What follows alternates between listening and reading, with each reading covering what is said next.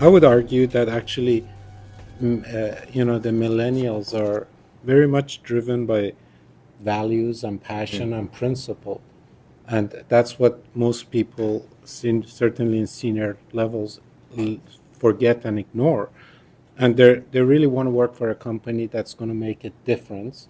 They really want the company to have strong values and strong principles, and they want them to be like their values and their principles.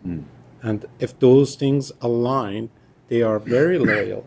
They like to be challenged. And so one of the reasons I like to work with them is I love to give them wild things to do that are, educationally important and very valid. And but I like to be able to say to them, here's a project that's really taking you out of your comfort zone.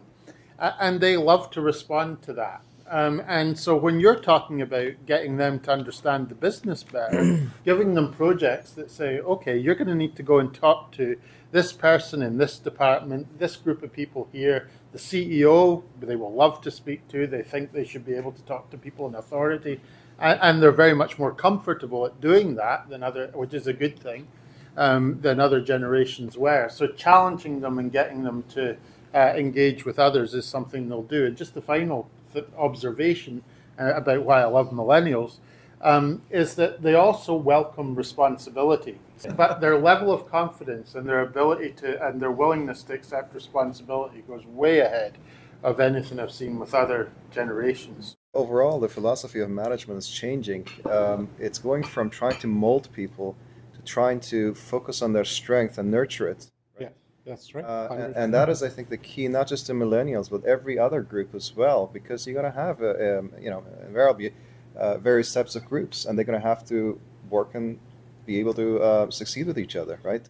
I stopped trying to change people. I stopped trying to make them into what I think they should be. I let them be as they are, but I try to soft steer them, right? Yeah. I try to throw ideas out there and keep the lines of communication open, and that's key.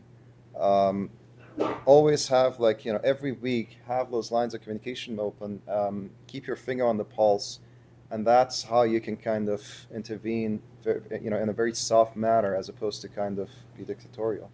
When you think of millennials, I think the purpose really resonated with me. I see that a lot, that people are, don't get me wrong, paycheck it has to be the same or not much different, so they have to feel like they're being paid, but it is I know for Salesforce, I have people that come to us now and say, I really believe in your philanthropy approach, and I want to be part of that. And that always, not surprised me, but I always thought they were just saying that because they read on the website. But when people actually come in and how they actually truly engage in those type initiatives, it's always impressive to me.